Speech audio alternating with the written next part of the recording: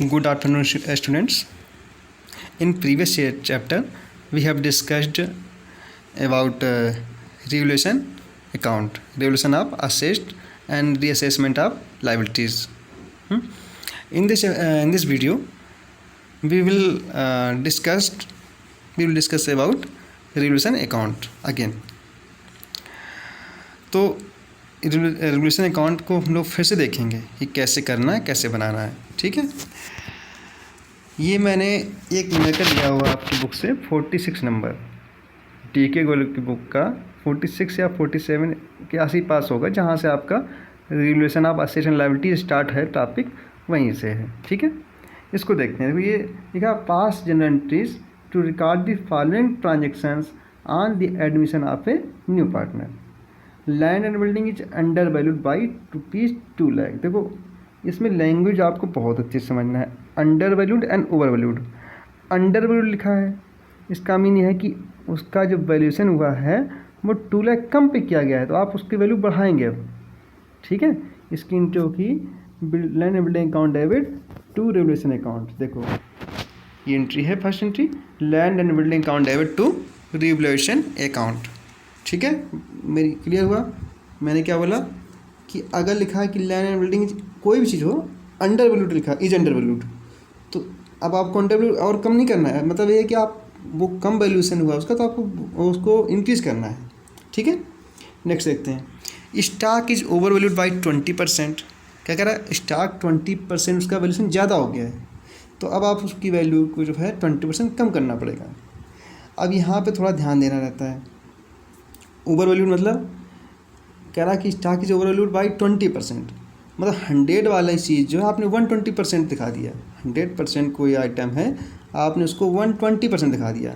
उसकी book value दिखा रहा है 60,000, तो 60,000 मतलब ये 120% है, तो कितना ज़्यादा हो गया.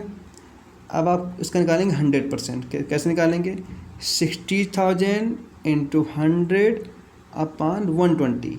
कितना करेंगे, 60,000 इंटू 100 अपॉन 120. ठीक है, डिवाइड करेंगे तो आंसर निकल के आएगा 50,000. मीन यह है कि स्टॉक का वैल्यू जो है 50,000 होना चाहिए था, लेकिन जो हमारी बुक है उसमें 60,000 हो गया है. देखो, इसने करके दिखाया भी है. ठीक है, actual value of stock 60,000 into 100 upon 120 equal to 50,000, मतलब 50,000 होना चाहिए था और हमने जो 60,000 कर दिया है, तो 10,000 जो है ज़्यादा हो गया, उसे हम कम करेंगे. एंट्री होगी revaluation account debit to stock. Clear. Next entry provision to be made for compensation of ₹20,000 to an ex employee. कह रहा है एन एक्स एम्प्लॉय, एक एक्स एम्प्लॉय है, उसको पेमेंट करना है. कितना, 20,000. मीन ये हुआ कि अगर अब आपको पेमेंट करना पड़ेगा फ्यूचर में, आपकी लायबिलिटी बढ़ रही है. क्या बढ़ रही है, लायबिलिटी इंक्रीज हो रही है.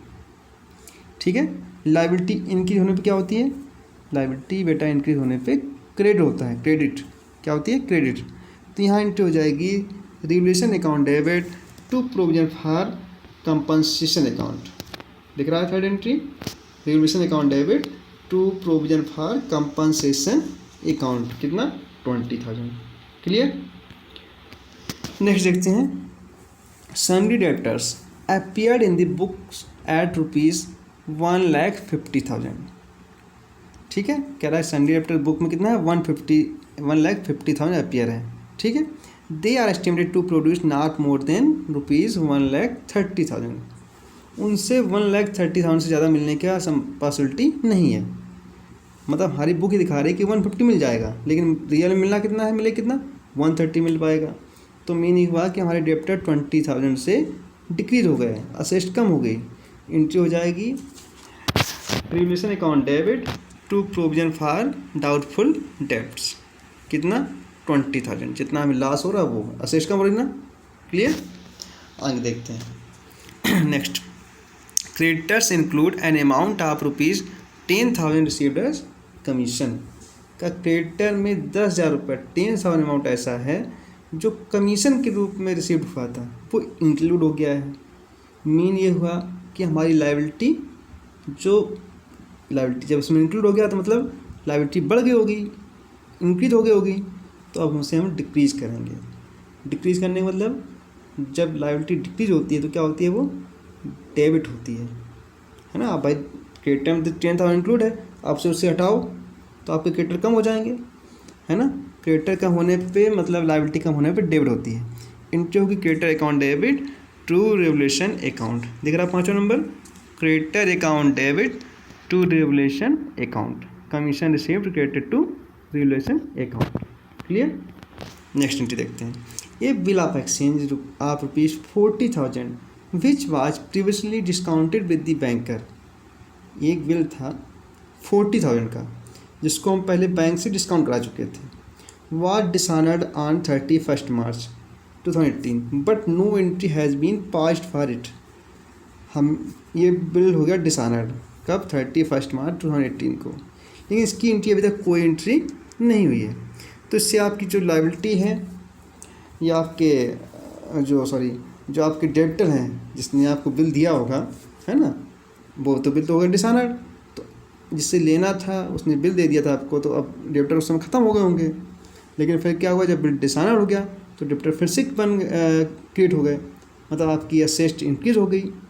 तो एंट्री हो जाएगी debtor account debit to bank account, dishonoured bill B R discounted with the bank 40,000।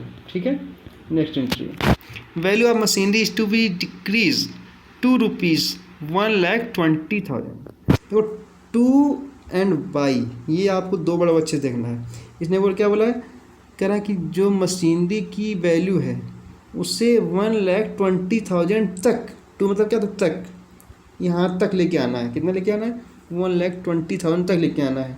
और बुक वैल्यू है कितना, 2 लाख है, लिखा है बुक वैल्यू 2 लाख। और 2 लाख से आपको 120 लिखना है। कितना कम हो गया यहाँ पे, कम कितना हुआ बेटा, 80,000 कम हुआ यहाँ पे।